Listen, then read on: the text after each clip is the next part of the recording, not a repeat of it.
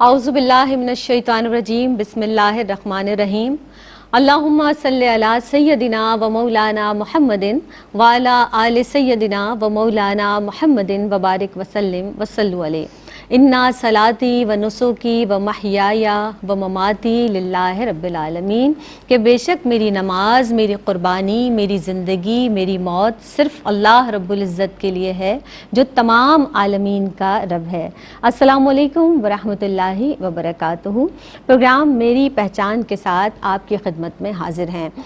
नाज़रीन मोहतरम, आज हम जो मौजू लेकर आपकी खिदमत में हाजिर हुए हैं, एक मोमिन का वास्ता और साबका इससे कमोबेश रोज़ाना ही पड़ता है और इसे लड़ना पड़ता है। इस हवाले से किस ताल्लुक़ से, यानी आज जो हम बात करेंगे वो है हिर्स, लालच, तमा, ख्वाहिश। ये तमाम चीज़ें जब इंसान के अंदर पैदा हो जाती हैं तो यकीनी तौर पर इंसान उससे लड़ता है, उससे जंग करता है, उसको दूर करने की कोशिश करता है।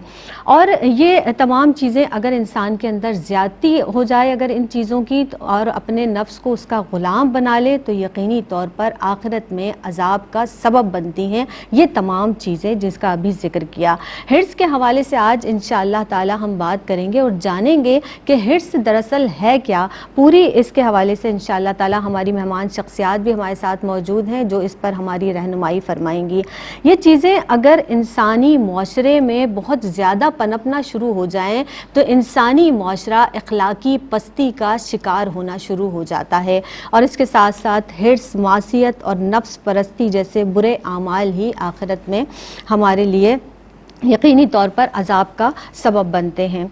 और जिस तरह हम ये बात करते हैं कि जब एक इंसान अपनी ख्वाहिशात पर अपने रब की रज़ा को फ़ौक़ियत देता है, परवरदिगार आलम के अहकामात को फ़ौक़ियत देता है तो वो कामयाब है, वही फ़लाह पाता है, वही कामयाबी की सीढ़ियाँ और कामयाबी की मनाजिल तय करता जाता है। और अल्लाह के अहकामात की बजा आवरी करना एक मोमिन का शेवा है और यही उसे ज़ेबा है। और हिर्स के हवाले से इंशाअल्लाह ताला हम बात करेंगे कि हिर्स पर अगर शरीयत की लगाम नहीं लगाई जाए तो फिर वो बेलगाम हो जाता है और फिर ये एक बहुत ख़तरनाक सूरत हाल इख्तियार कर लेता है। हिर्स के हवाले से बात करेंगे जनाब, ये जानेंगे कुरान और हदीस हमें क्या रहनुमाई इस ताल्लुक़ से कुरान और हदीस से मिलती है, इसके साथ साथ इसके असबाब क्या हैं ये भी जानने की कोशिश करेंगे।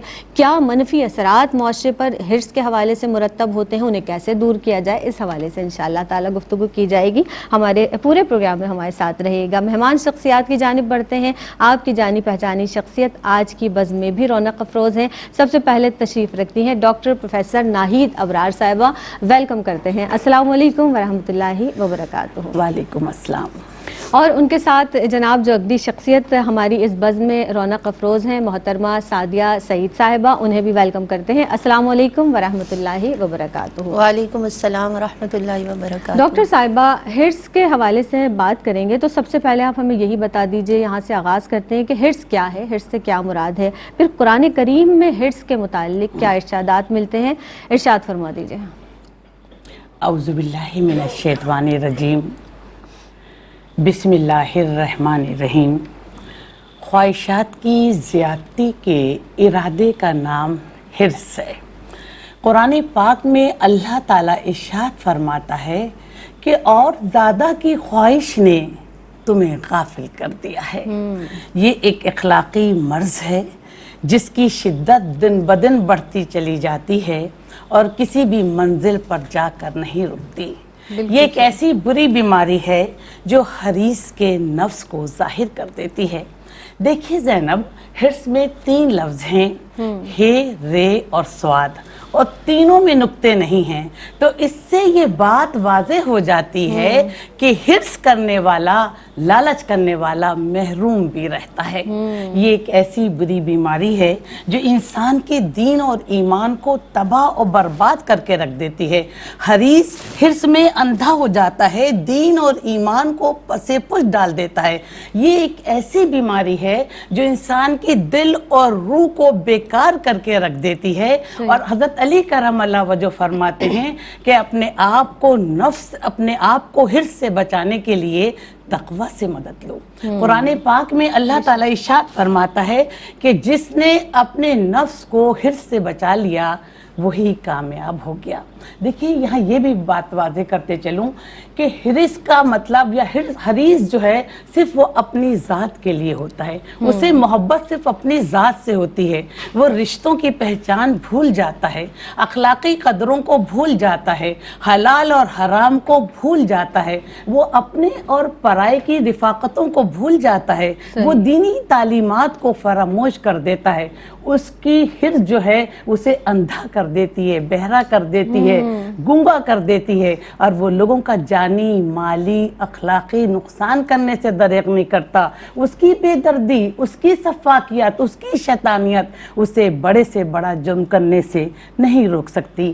دیکھیے زینب، مال کی حرص کرنے والے کو مال کا حریص کہا جاتا ہے، زیادہ کھانے کی خواہش رکھنے والے کو کھانے کا حریص کہا جاتا ہے، نیکیوں کی زیادہ خواہش رکھنے والوں کو کہ ہم زیادہ نیک کام کریں انہیں نیکیوں کا حریص کہا جاتا ہے، اور زیادہ گناہوں کا بوجھ اٹھانے والوں کو گناہوں کا حریص کہا جاتا ہے۔ اور حریص کی یہ حرص لباس، مکان، عزت، دولت، شہرت، ہر نعمت میں نظر آتی ہے۔ جس طرح گناہوں کا ارتکاب کرنا ممنوع ہے، اس طرح حرص کرنا بھی ممنوع اور مذموم ہے، اور ان کی یہ جو حرص کرتا ہے ان کا انجام صرف آتش جہنم ہوتا ہے۔ تو میں اس فورم سے یہ بھی کہنا چاہتی ہوں کہ عزت کی لالچ، دولت کی لالچ، شہرت کی لالچ، مال کی لالچ انسان کو عارضی طور پر بڑا بناتے ہیں، لیکن انسان کا اخلاق و کردار ان کو دائمی طور پر بڑا بناتا ہے۔ اور دیکھیے کہ دولت اور حسن کے لالچ میں اپنی سیرت کو خراب مت کرو، دولت یہیں ختم ہو جائے گی،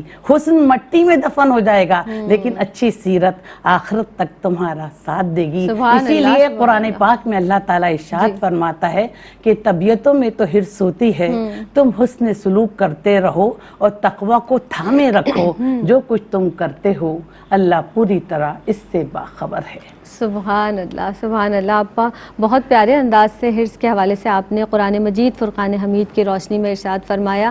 سعدیہ، آپ سے جان لیتے ہیں کہ سیرت نبوی صلی اللہ علیہ وسلم احادیث مبارکہ کی روشنی میں آپ حرص کو کیسے بیان کریں گی، احادیث مبارکہ کیسے رہنمائی کرتی ہیں ہماری، فرمائیے گا۔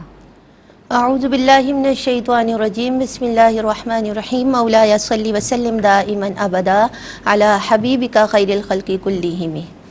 بہت خوبصورت انداز سے آپا نے حرص کے بارے میں بتایا، حرص کا مفہوم بتایا۔ اگر آقا علیہ الصلوۃ والسلام کی تعلیمات کی طرف دیکھا جائے، کیونکہ جب تک قرآن و سنت پر عمل نہیں کرتے بات پوری نہیں ہوتی۔ آقا علیہ الصلوۃ والسلام کی بارگاہ میں ایک صحابی حاضر ہوئے، وہ یہ بیان کرتے ہیں کہ آقا علیہ الصلوۃ والسلام تلاوت فرما رہے تھے الہاکم التکاثر۔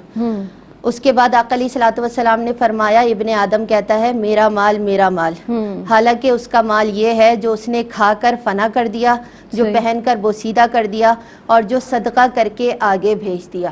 پھر حضرت ابو ہریرہ رضی اللہ تعالیٰ عنہ سے مروی ہے کہ آقا علیہ الصلوۃ والسلام نے فرمایا کہ ابن آدم کہتا ہے میرا مال تو صرف 3 ہی چیزیں اس کا مال ہے، جو اس نے پہن لیا اور پہن کر بوسیدہ کر دیا، جو کھا لیا اس کو فنا کر دیا، اور جو صدقہ کر کے آگے بھیج دیا کہ اس کے لیے وہ آخرت میں کام آنے والی چیز ہے۔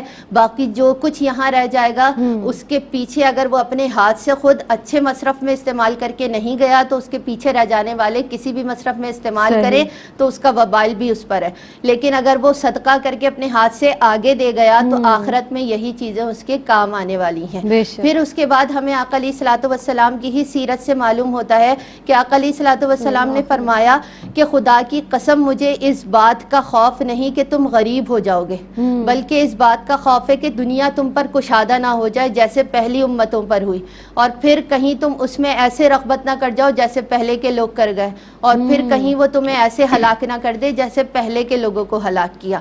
اور پھر آقا علیہ الصلوۃ والسلام نے یہ بھی فرمایا کہ مجھے تمہاری محتاجی کی بھی اتنی فکر نہیں خدا کی قسم جتنا کہ تم مال کی ہوس میں پیچھے پڑ جاؤ اور مال کو حاصل کرنے لگ جاؤ۔ اور پھر آقا علیہ الصلوۃ والسلام نے یہ بھی فرمایا کہ جیسے 2 بکریوں کو، اگر 2 بھیڑوں کو بکریوں کے ریوڑ میں چھوڑ دیا جائے تو وہ بکریوں کو اتنا تباہ نہیں کریں گی جتنا مال کی حرص تمہارے ایمان کو تباہ کر دے گی، یا عزت کی حرص تمہارے ایمان کو تباہ کر دے گی۔ یعنی آقا علیہ الصلوۃ والسلام کی تعلیمات ہمیں یہ بتانی ہیں۔ اور پھر سرکار نے فرمایا انسان کے گناہگار ہونے میں بھی یہ بات کافی ہے کہ وہ اپنے اور اپنے ماتحتوں کا مال غلط مصرف میں استعمال کرنا شروع کر دے یا ان کو ضائع کرنا شروع کر دے. تو ہمارا دین ہمیں بتاتا ہے کہ لالچ ایک ایسی چیز ہے جو کبھی ختم نہیں ہوگی. انسان کے پاس جتنا آتا جاتا ہے وہ یہ سمجھتا ہے کہ یہ سب کچھ میرا ہے، حالانکہ ابن آدم کا مال وہی ہے جو سرکار نے بتا دیا.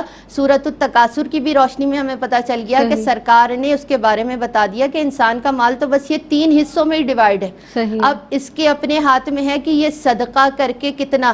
آقا علیہ الصلوۃ والسلام کی ہمیں سیرت بتاتی ہے نا کہ انسان کے مر جانے کے بعد بھی 3 اعمال ہی جاری رہیں گے.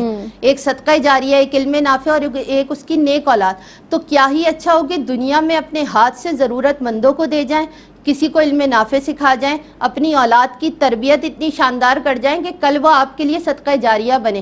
کیونکہ اگر ہم مال سب جمع کر کے رکھتے ہیں تو انسان کی ایک نہ ایک دن آنکھ بند ہو جائے گی، وہ قبر میں لے کر اپنے ساتھ نہیں جائے گا. تو کیا پتہ اس کی اولاد یا اس کے پیچھے رہ جانے والے اسے کسی غلط مصرف میں استعمال کریں تو وبال اسی شخص کے اوپر ہے. اسی لیے کہا گیا کہ جب صدقہ کر کے وہ آگے بھیج دیتا ہے تو اس سے اس کے مال کی ہرس بھی نکل جاتی ہے اور آخرت میں اس کا وہ حصہ جمع بھی ہو جاتا ہے سرکار کی سیرت کے مطابق. تو ہمیں آقا علیہ الصلوۃ والسلام کی سیرت مبارکہ اور احادیث بھی یہ بتاتی ہے کہ صرف مال کی نہیں، کسی بھی چیز کی، کسی بری چیز کی ہرس کرنا کسی صورت بھی جائز نہیں ہے. بالکل صحیح. اب جس طرح سے ہماری اسکالرز نے ارشاد فرمایا، یعنی کہ اب ہم یہ بات اس طرح سمجھیں کہ کوئی بھی چیز ضرورت سے زیادہ اس کی خواہش یا اس کی ہوس میں، اس کے حرص میں مبتلا ہو جانا، کسی بھی، وہ مال بھی ہو سکتا ہے، وہ کوئی منصب بھی ہو سکتا ہے، وہ جاہ و حشمت بھی ہے، تو طمع اور خواہش کی لالچ میں اور زیادہ سے زیادہ کی لالچ میں انسان پھر دوسروں کی حق تلفی کرتا ہے اور دیگر برائیوں میں مبتلا ہو جاتا ہے صرف اس حرص کی وجہ سے. تو اللہ رب العزت ہمیں محفوظ فرمائے. ایک وقفے پر ہمیں جانا ہے، انشاءاللہ تعالی جب وقفے سے لوٹ کر آئیں گے تو مزید گفتگو کریں گے. حاضر ہوتے ہیں اس مختصر سے وقفے کے بعد. السلام علیکم ورحمۃ اللہ وبرکاتہ. میری پہچان میں ایک مرتبہ پھر آپ سب کا خیر مقدم ہے. جناب، آج ہم ایک ایسے موضوع کو آپ کے سامنے لے کر آئے ہیں کہ یقینی طور پر کہیں نہ کہیں ہم اپنی زندگی میں اس کو برت بھی رہے ہوتے ہیں، دیکھ رہے ہوتے ہیں، ہمارے تجربات میں یہ بات آ رہی ہوتی ہے اور ہم اس سے محفوظ رہنے کی کوشش بھی کر رہے ہوتے ہیں. یعنی حرص کے حوالے سے ہم بات کر رہے ہیں. ہماری رہنمائی فرما رہی ہیں اس موضوع کے تعلق سے ڈاکٹر پروفیسر ناہید ابرار صاحبہ تشریف فرما ہیں، محترمہ سعدیہ سعید صاحبہ تشریف فرما ہیں. ڈاکٹر صاحبہ، بلا کسی تاخیر آپ کی جانب بڑھوں گی. یہ ارشاد فرما دیجئے کہ حرص کی بات جس طرح بات فرمائی آپ نے بھی، پوری مکمل تعریف بھی آپ نے ارشاد فرمائی ابتدائیہ میں، حرص کے اسباب کیا ہیں آپا؟ کیوں اس کی وجہ سے انسان اس میں ملوث ہو جاتا ہے؟ کیا وجوہات ہیں؟ فرما دیجئے. جناب، ہم جب حالت حاضرہ کا جائزہ لیں اور آپ نے اسباب پر بات کرنے کو کہا ہے تو زیادہ کی ہوس انسان کو کہیں کا نہیں چھوڑتی. دنیا میں بھی رسوا ہوتا ہے اور آخرت میں بھی. ایک کتا ندی والے پل سے گزر رہا تھا اور اس کے منہ میں گوشت کا ٹکڑا تھا. جب اس نے ندی میں دیکھا تو اس کو اپنا عکس نظر آیا تو اس نے کہا کہ کیوں نہیں اسی ٹکڑا مجھے مل جائے گوشت کا. جیسے ہی اس نے حملہ کرنے کے لیے اس پر بھونکنا چاہا تو اس کا وہ ٹکڑا بھی ندی میں گر گیا. یعنی کہ زیادہ کی حرص، چاہے وہ مال کی ہو، چاہے وہ عہدوں کی ہو، چاہے وہ عزت کی ہو، چاہے وہ شہرت کی ہو، چاہے دنیاوی مال و متاع کی ہو، چاہے بعض لوگ کہتے ہیں نا کہ ہماری بیٹیاں نو زیادہ، لڑکے ہی لڑکے، ہر چیز کی دنیا میں حرص جو ہوتی ہے انسان کو ذلت کی زندگی گزارنے پر مجبور کر دیتی ہے. اس کے بہت سے اسباب ہیں. دنیا سے محبت، موت سے غفلت، حرام کو حلال سمجھنا، نفسانی خواہشات کا اپنے پر غلبہ طاری کر لینا، دینی تعلیمات سے دوری ہو جانا، اور آپ یہ دیکھیں کہ ناشکراپن کرنا. اللہ نے ہمیں کتنی نعمتوں سے نوازا ہے. صبر و قناعت کا دامن ہاتھ سے چھوڑ دینا، خوف خدا کا نہ رکھنا. سب سے بڑھ کر کے انسان جو ہے وہ زیادہ کی ہوس میں اپنی عزت تک مٹی میں ملا دیتا ہے، خاک میں کر دیتا ہے. تو ہمیں ان تمام چیزوں سے محتاط رہنا چاہیے. اگر ہم زندگی میں اچھی زندگی گزار رہے ہیں تو رزق حلال پر قناعت کریں اور جو اللہ نے ہمیں نعمتیں دی ہیں ہم ان کا شکر ادا کر کے ان نعمتوں سے فیضیاب ہوں. دیکھیں کہ نبی کریم صلی اللہ علیہ وآلہ وسلم جب کسی قبر کو دیکھتے تو اس قدر روتے کہ दाढ़ी मुबारक आंसुओं से तर हो जाती और फरमाते लोगों से कि लोगों इस चीज़ का सामा रखो। नबी करीम सल्लल्लाहु अलैहि वसल्लम ने शायद फरमाया कि जो शख्स दिन में 20 मरतबा मौत को याद करता है, क़यामत के दिन वो शुहदा के साथ उठाया जाएगा। आप ये देखिए कि हज़रत हमज़ा फरमाते हैं कि जब मैं जवान था तो मैं समझता था कि मौत जो है दुनियावी ऐशो आराम को ख़त्म कर देती है और मैं क्यों मौत का गलबा इख्तियार करूं। लेकिन जब मैं दायरे इस्लाम में आया और हुजूर अकरम सल्लल्लाहु अलैहि वसल्लम की गुलामी में आया तो मैं समझ गया कि दुनिया के रंगोबू आर्जी हैं, आखिरत की जिंदगी दायमी जिंदगी है और जिसको तुम मौत कहते हो वही अब्दी जिंदगी है। क्या बात। हज़रत यहया अलैहिस्सलाम ने एक मरतबा पेट भर कर जौ की रोटी खा ली तो रात को इबादत के लिए हाजिर नहीं हुए तो अल्लाह ने वही भेजी कि ए यहया, क्या तुमने आखिरत पर दुनिया की ज़िंदगी को तरजीह दे ली है? कसम है अपनी इज्जत तो जलाल की, तुम जन्नत देखो और उसके बाद अगर तुम दोज़ख देखोगे तो आंसुओं के बजाय खून रोगे और मुरस्सा लिबास के बजाय तुम लोहे का लिबास पहनोगे। तो आप ये देखिए ना, हलाल और हराम का फ़र्क। लोग जो हैं जो लालच रखते हैं, जो हिर्स रखते हैं, वो हराम को भी हलाल समझते हैं। हज़रत इब्ने उमर फरमाते हैं कि जिसने अगर 10 दीनार का कपड़ा ख़रीदा और उसमें से 1 दीनार हराम माल का है, जब तक वो उसके जिस्म पर रहेगा तो उसकी कोई नमाज कबूल नहीं होगी। नबी करीम सल्लल्लाहु अलैहि वसल्लम ने फरमाया कि अल्लाह ताला फरमाते हैं कि देखो मेरे बंदों को गर्दो गुबार जैसी हालत में आए हैं और मुझसे दुआ मांग रहे हैं, हालांकि इनका खाना हराम, इनका पहनना हराम, इनका पीना हराम, ये इनकी दुआ कैसे कबूल होगी। और देखिए ज़ैनब, इंसान की हिर्स का प्याला जो है कभी भी नहीं भरता क्योंकि इसमें नाशुक्री के सुराख होते हैं। हम जितना भी अल्लाह हमें नेमतें देता है, हम ज़्यादा की हवस फिर करते हैं कि हमें ये भी मिल जाए, हमें वो भी मिल जाए। किसी के पास एक चीज़ है तो हमारे पास 10 चीज़ें हों। देखिए सुल्तान महमूद गजनवी का एक नौकर था याद, जो बहुत ईमानदार था। उसकी टूटी सी चरपाई थी, उसके नीचे एक संदूकचा था और दिन भर वो उसको देखता था और फिर बंद कर देता था। सुल्तान महमूद गजनवी से जाकर किसी ने कहा कि याज ने इसमें हीरे छुपाए हैं। तो उन्होंने उसको दरबार में बुलाया कि याज दरबार में आओ और ये संदूक लेकर आना। देखिए जब वो संदूक लेकर गया तो जब उसके सामने सुल्तान महमूद गजनवी के सामने उसमें संदूक खोला तो उसमें हीरे नहीं थे, फटे पुराने कपड़े थे। तो फिर सुल्तान महमूद गजनवी ने कहा कि याज तुम इस संदूक को खोल खोल कर बार बार क्यों देखते हो?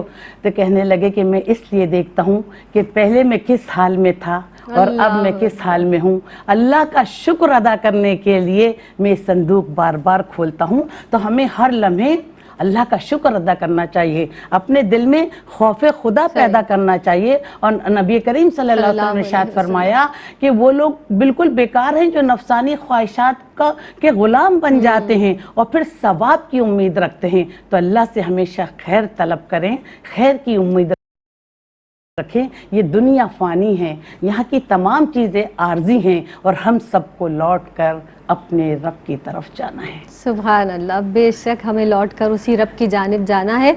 और जब हम इस बात का यकीन कर लेना कि अल्लाह ने जो कुछ हमारे लिए बेहतर समझा, वो ज़ाते बारी ताला बेहतर जानती है कि हमें क्या देना है, कितना देना है और किस वक्त देना है। अब उसको कहीं भी हम कैटेगराइज कर लेते हैं तो वो मालो मता भी हो सकता है, वो जाहो हशमत भी हो सकती है, वो कहीं मनसब भी हो सकता है। क्योंकि जब हम बरकत की दुआ मांगते हैं तो वो हर चीज़ में बरकत है, वो औलाद में भी हो सकती है, वो रिस्क में भी है। तो अल्लाह रब्बुल इज़्ज़त की तक़सीम पर राज़ी हो जाइए। जब हम राज़ी व रज़ा हो जाएंगे तो फिर हरीस नहीं रहेंगे बल्कि अपनी ज़िंदगी से मुतमईन हो जाएंगे। सादिया, आप ये इरशाद फरमा दीजिए हिर्स के हवाले से कि ये जो हिर्स है इंसान की ज़ाती ज़िंदगी पर, फिर कुल्ली तौर पर अगर हम माशरती एतबार से देखें, क्या मनफी असरात मुरतब होते हैं, हिर्स के हवाले से फरमाइएगा। बिस्मिल्लाहिर्रहमानिर्रहीम। देखिए, हिर्स एक ऐसी बीमारी है जिससे माशरे में फसाद ही बर्पा होगा और उसका नतीजा क्या होता है कि फिर गरीब गरीब तर हो जाता है और अमीर यानी मालदार मालदार तर होता चला जाता है। यानी अमीर अमीर तर की तरफ बढ़ता है, गरीब गरीब तर की तरफ बढ़ता है। क्यों?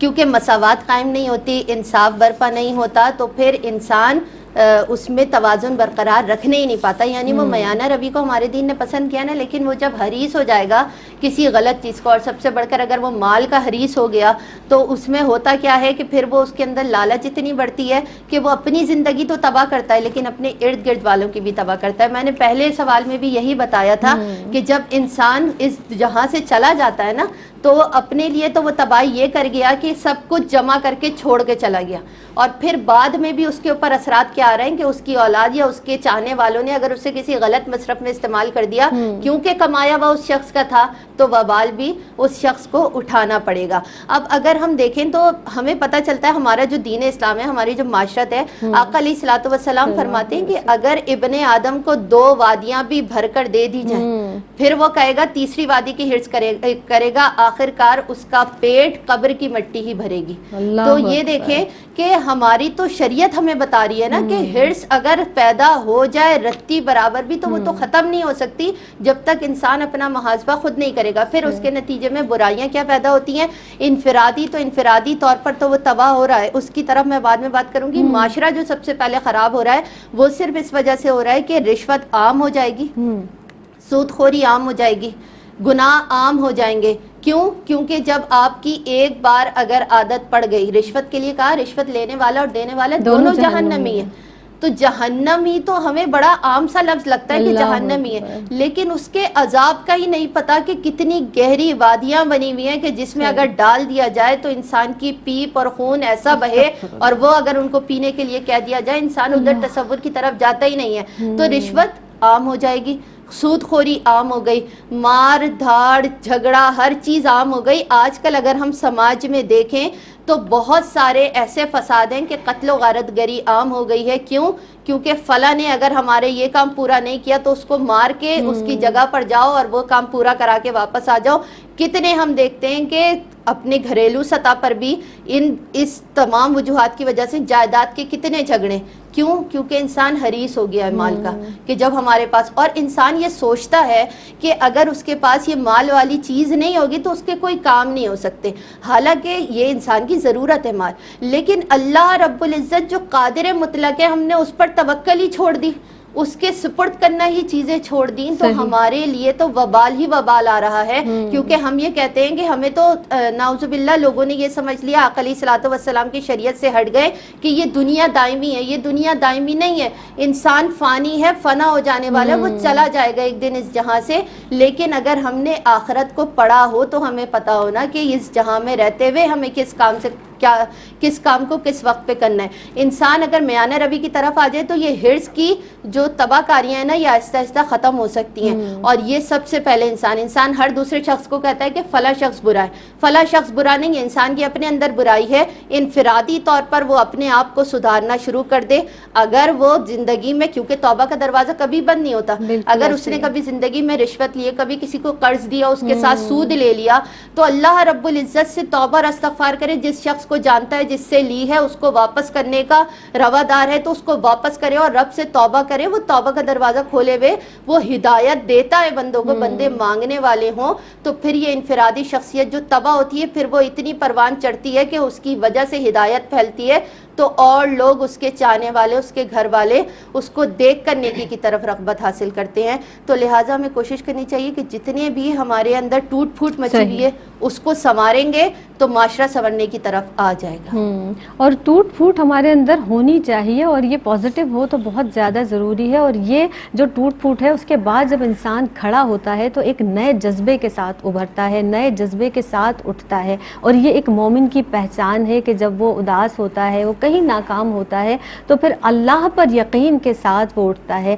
ہرس کے حوالے سے جس طرح سے بات کی جا رہی ہے, مزید اس پر کلام کریں گے. بس ہم یہ ضرور جانیں گے کہ جب ہم کسی کو دنیا سے رخصت ہوتا دیکھتے ہیں تو شاید اس وقت ہم صرف اسی پر افسوس کر رہے ہوتے ہیں, ہمارے مائنڈ میں یہ نہیں ہوتا کہ ہمیں بھی اس دنیا سے اسی طرح سے رخصت ہو جانا ہے, تو ہم اپنے اعمال کی درستگی وہیں سے شروع کر دیں. ایک وقفہ لیتے ہیں, مزید کلام کریں گے, حاضر ہوتے ہیں وقفے کے بعد. السلام علیکم ورحمۃ اللہ وبرکاتہ۔ وقفے کے بعد ایک مرتبہ پھر آپ سب کا خیر مقدم ہے۔ مجھے جناب سیدہ زینب کہتے ہیں۔ ہمارے ساتھ مہمان شخصیات موجود ہیں، ڈاکٹر پروفیسر ناہید ابرار صاحبہ اور سعدیہ سعید صاحبہ تشریف فرما ہیں۔ ہرس کے حوالے سے آج ہم بات کر رہے ہیں، اور کاش اس ہرس کو ہم اپنے اندر سے نکال کر پھینک دیں اور اللہ پر توکل کریں کہ جس رب نے ہمیں پیدا کیا ہے وہی ہمارے ہر کام کرنے والا ہے، وہی ہمیں سب کچھ دینے والا ہے۔ ڈاکٹر صاحبہ ہمارے ساتھ موجود ہے۔ ڈاکٹر صاحبہ، اب جس طرح سے ہم ہرس کی بات کر رہے ہیں ابتدائی وقت سے ہی، یہ ایک بظاہر منفی رویہ ہے،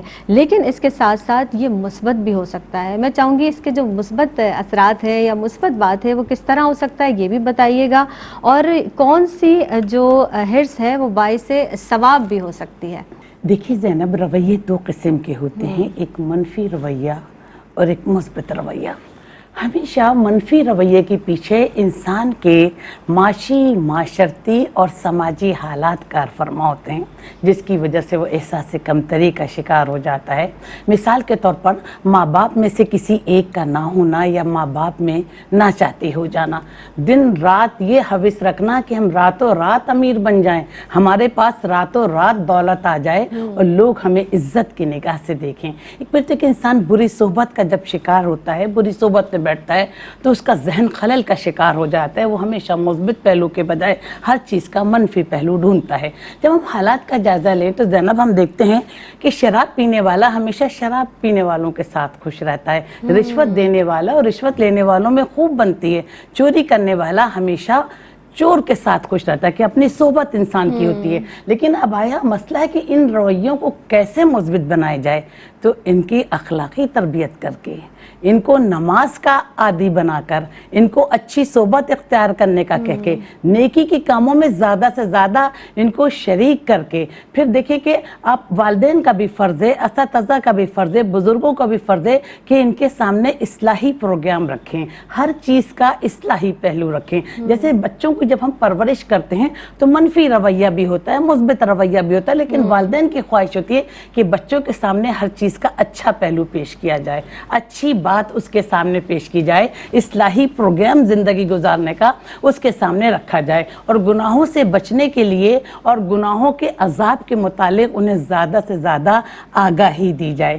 دیکھیے ہرس اچھی بھی ہوتی ہے اور ہرس بری بھی ہوتی ہے، مگر آیا اس کا دار و مدار اس چیز پر ہے کہ آیا ہم کس شے کی ہرس کر رہے ہیں۔ جیسے نیکی کی وہ کام جن سے اللہ کی رضا و خوشنودی حاصل کرنے کے لیے ہم کریں، اور جن کی یہ خوشخبری ہے کہ ہم اچھے کام کریں گے تو جنت میں جائیں گے، نماز، روزہ، حج، زکوٰۃ، صدقہ، خیرات، تو یہ ہرس محمود کہلاتی ہے۔ اور دیکھیے ہرس بری بھی ہوتی ہے، غیبت کرنا، چوری کرنا، عیب جوئی کرنا، کسی کا دل دکھانا، کسی کے مال پر قبضہ کر لینا، تو یہ ہرس سے مذموم ہوتی ہے۔ اب یہ بتائیے، اب سوال یہ ہے کہ ان کو ہم کیسے مثبت بنا سکتے ہیں، ان منفی رویوں کو ہم کیسے مثبت بنا سکتے ہیں؟ تو کسی کے آنسو کا ساتھ دے کر، کسی کی مسکراہٹ کا ساتھ دے کر، ایک میٹھا بول بول کر، کسی سے خندہ پیشانی سے مل کر، کسی کے کام آ کر، کسی کی دلجوئی کر کے، کسی کی مصیبت حل کر کے، اللہ کی رضا اور خوشنودی والے کام کر کے، قرآن کی ایک آیت پڑھ کر، یہ تمام وہ کام ہیں جن سے ہم زیادہ ثواب حاصل کر سکتے ہیں۔ اسی لیے کہا جاتا ہے کہ کسی بھی نیکی کو حقیر مت سمجھو، تمہاری چھوٹی سی نیکی بھی تمہاری نجات کا باعث ہو سکتی ہے۔ سبحان اللہ۔ اب جس طرح سے ہم نے کتب سیرت میں پڑھا کہ صحابہ رضوان اللہ علیہ مجمعین بھی ایک دوسرے سے نیکیوں پر سبقت لے جانے کی کوشش کیا کرتے تھے، اور فرمایا کرتے تھے کہ ایک دوسرے سے کس طرح سے بڑھ کر آگے بڑھ کر نیکیاں کی جائیں۔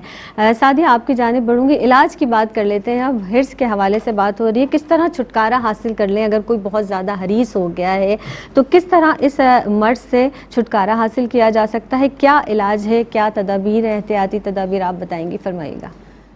دیکھیے آقا علیہ الصلوۃ والسلام نے یہ بھی فرمایا کہ اگر کسی نے کسی کی زمین ناحق لے لی تو کل قیامت کے دن اسے 7 زمینوں میں دھسایا جائے گا اگر ذرا برابر بھی آئے. تو سب سے پہلی بات کہ اس کے علاج، دیکھیے اگر کسی کو کوئی بھی بیماری جیسے بخار بھی ہوتا ہے یا اگر کوئی سیویئر کوئی بھی چیز ہو گئی، تو جب تک ڈاکٹر نے ہدایت دے گا کہ یہ والی دوا اس بیماری کے لیے مفید ہے لے لو، تب تک انسان نہیں کھاتا. کسی اور کے مشورے سے شروع نہیں ہو جاتا وہ دوا کھانا جب تک اسے صحیح جگہ میسر نہ ہو جانے کی. بالکل اسی طرح اگر کوئی انسان حریص ہو گیا ہے تو شریعت مطالعہ اس کے لیے کھلی ہوئی ہے کہ وہ واپس پلٹ کرا اور اس سے سیکھے کہ ہمیں شریعت کہہ کیا رہی ہے. سب سے پہلا جو میں پوائنٹ بیان کروں گی یہاں پر کہ علاج کیسے ممکن ہے، وہ خوف خدا سب سے پہلے اپنے اندر پیدا کرے. سبحان اللہ. یعنی کہ جو عذابات اس رب نے بتائیں کہ جب تم حریص ہو جاؤ گے اور ایسے بے باک ہو جاؤ گے، اگر کوئی جانور کھلا آپ چھوڑ دیں، کوئی خطرناک جانور ہو تو اس کا کیا ہے، وہ کیا کرے گا، وہ تباہی مچا کر آئے گا، لوگوں کا قتل کر کے آئے گا، لوگوں کو کھانے تک پہ چلا جائے گا.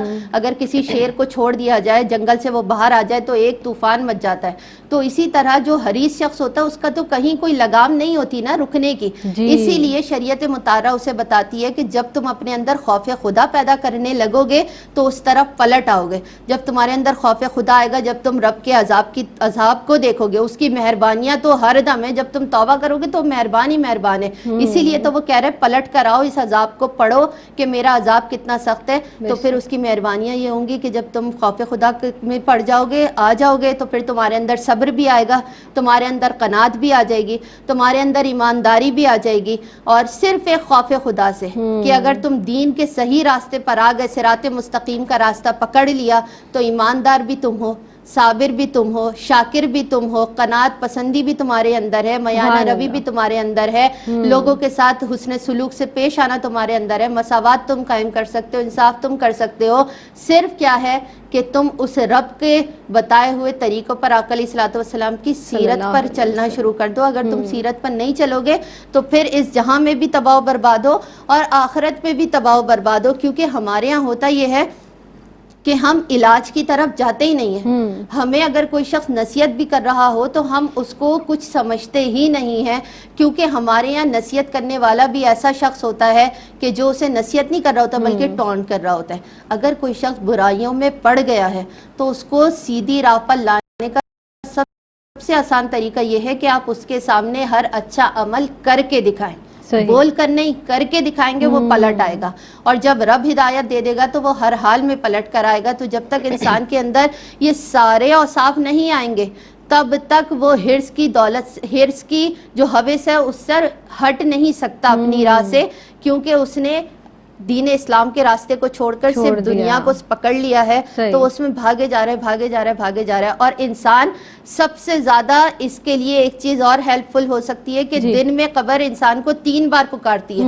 اپنے قبر کے معاملات کو یا کسی کے جنازے میں جائے، بھی آپ نے بھی بات کی، تو وہ یہ سوچے کہ یہ آج کندھوں پر ہے، کل میری باری ہے کندھوں پر آنے کی. تو اللہ رب العزت نے جب دنیا کی سانسیں، زندگی کی سانسیں عطا کر دی ہیں اس دنیا میں رہتے ہوئے، تو کیا ہی اچھا ہو کہ توبہ اور استغفار کرتے ہوئے اس راہ کی طرف پلٹ آئے. تو وہ دیکھیے، میں یہاں پر ایک میسج دینا چاہوں گی کہ ہم کہتے ہیں استغفار کرو. استغفار صرف گناہوں کی سے توبہ کے لیے نہیں پڑھا جاتا. حضرت امام احمد بن حنبل بغداد کی ایک مسجد میں آرام فرما رہے تھے. آپ کا ایک واقعہ ہے، آپ نے رات ہو گئی تو وہاں کے جو رکھوالے تھے انہوں نے کہا مسجد میں رہنے کو کوئی جگہ نہیں ہے، آپ وہاں باہر آ گئے. ایک شخص وہاں سے گزر رہا تھا، وہ آپ کو اسی طرح لے کر اپنے گھر چلا گیا. تو وہ امام احمد بن حنبل بیان کرتے ہیں کہ میں اس کو دیکھتا، اٹھتے بیٹھتے سوتے جاگتے صرف وہ استغفار کرتا. میں نے اس سے سوال کیا کہ تمہیں استغفار کی بدولت کچھ ملا؟ کہا آج تک جو کچھ ملا مجھے استغفار سے ملا ہے. سبحان اللہ. لیکن ایک میری خواہش ہے جو اب تک پوری نہیں ہوئی. کہا میں رب سے دعا کرتا ہوں مجھے میری زندگی میں امام احمد بن حنبل سے ملا دے. امام احمد بن حنبل بیان کرتے ہیں میں ہی امام احمد بن حنبل ہوں، اور تم یہ دیکھو کہ رب نے اسی استغفار کی بدولت تمہیں یہاں تک، مجھے یہاں تک پہنچایا. تو انسان جب استغفار کرتا ہے تو پھر اس کی راہیں کھلتی جاتی ہیں، پھر ہر معاملہ اس کے بہتری کی طرف آتا رہتا ہے اور انسان کی حرص ختم ہو جاتی ہے جب وہ اپنے اندر خوف پیدا کر لیتا ہے کہ اس کا عذاب بھی بہت سخت ہے. صحیح. بہت پیارے انداز سے علاج بھی بتایا، کچھ احتیاطی تدابیر بھی بتائیں، ہمیں فالو کرنے کی بہت زیادہ ضرورت ہے. اس تعلق سے آپا موجود ہیں. آپا کوئی میسج آپ ہماری بہنوں کو دینا چاہیں فرمائیے. जैसी मजबूम बीमारी की बात हुई, एक मरतबा नबी करीम सल्लल्लाहु अलैहि वसल्लम ने जिहाद की सदा लगाई और कहा जिसके पास जो भी माल है वो लेकर आ जाएं। देखते क्या है कि हज़रत उमर फारूक रज़ी अल्लाह ताला अन्हु अपने घर का माल सारा लेकर नबी करीम सल्लल्लाहु अलैहि वसल्लम की खिदमत में हाजिर हुए। अभी कुछ ही देर रुकी थी, देखते क्या है कि हज़रत अबू बकर सिद्दीक़ रज़ी अल्लाह ताला अन्हु अपने सारे घर का सामान लाकर नबी करीम सल्लल्लाहु अलैहि वसल्लम के कदमों में रख दिया। तो नबी करीम सल्लल्लाहु अलैहि वसल्लम से पूछा कि ए अबू बकर, क्या अपने घर वालों के लिए कुछ छोड़ कर आए हो? तो कहने लगे या रसूल अल्लाह, अल्लाह और उसके रसूल का नाम मैं अपने घर वालों के लिए छोड़ कर आया हूँ। तो दुनिया और दुनिया के चक्करों में नहीं पड़े। ये इज्जत की लालच, ओहदे की लालच, शोहरत की लालच, मालो हिर्स की लालच इंसान को फिर कहूँगी कि आर्जी तौर पर बड़ा बनाते हैं। अपने रब को याद करें। सादिया आप मौजूद हैं, बच्चियों को क्या मैसेज देना चाहेंगी हिर्स के हवाले से, क्योंकि हम बात कर रहे हैं, फरमाइएगा। मैं बस ये कहना चाहूँगी कि हमारे असलाफ की भी यही तरबियत है, जिसको भी उठाकर पढ़ लें, हुजूर गौस पाक की ज़ात को पढ़ लें, इमाम मुबारक को पढ़ लें, इमाम बुखारी और मुस्लिम को पढ़ लें, या हम सहाबा कराम की सीरत को देख लें। हज़रत उस्मान गनी की सीरत बहुत बड़ी खुली किताब है कि हमें पता चलता है कि ये लोग इल्म के हरीस थे, माल के हरीस नहीं थे, माल तो लुटा दिया करते थे। इसलिए कोशिश करें कि अच्छी चीज़ों के हरीस बने। जब आप इल्म के हरीस बनेंगे तो खुद ब खुद आपके अंदर चेंजिंग आने लगे। सुभान अल्लाह, बहुत प्यारी बात आपने इरशाद फरमाई है। आप तशरीफ़ लाई हैं। डॉक्टर नाहिद अबरार साहिबा, आपका बहुत बहुत शुक्रिया। सादिया सईद साहिबा, आप तशरीफ़ लाई, आपकी आमद के बहुत मशकूर हैं। बस एक नुक्ता यहाँ पर जो मेरे जहन में आ रहा है, बाज़ औक़ात हम किसी बुराई को, किसी बीमारी को, जो हमारी नफसानी बीमारियाँ होती हैं, उनको हम बुराई समझते ही नहीं है। ये जो बीमारी हमारे अंदर पनप रही है, सबसे पहले तो इसको बुरा जाने और इससे दूर रहने की कोशिश करें। और दूसरी बात ये जो हमारी स्कॉलर्स की गुफ्तगू से मैंने सीखी कि अपने से नीचे लोगों को देखें, और अपने से नीचे लोगों को जब हम देखेंगे तो अल्लाह के शुक्रगुजार होंगे और फिर उन नेमतों का हम शुक्र अदा करेंगे। परवरदिगार आलम के हुजूर के परवरदिगार, तूने मुझे इतना कुछ अता फरमा दिया, फिर शुक्रगुजारी होगी, फिर बंदगी का हक़ होगा, तो इस तरह हक़ बंदगी अदा होगी। अल्लाह रब्बुल इज़्ज़त हमें अमल की तौफ़ीक़ अता फरमाए। अपनी मेज़बान सैयदा ज़ैनब को दीजिएगा इजाज़त। ज़िंदगी बख़ैर। तो आइंदा किसी नए मौजू के साथ आपकी खिदमत में हाजिर होंगे। तब तक के लिए फ़ी अमान अल्लाह।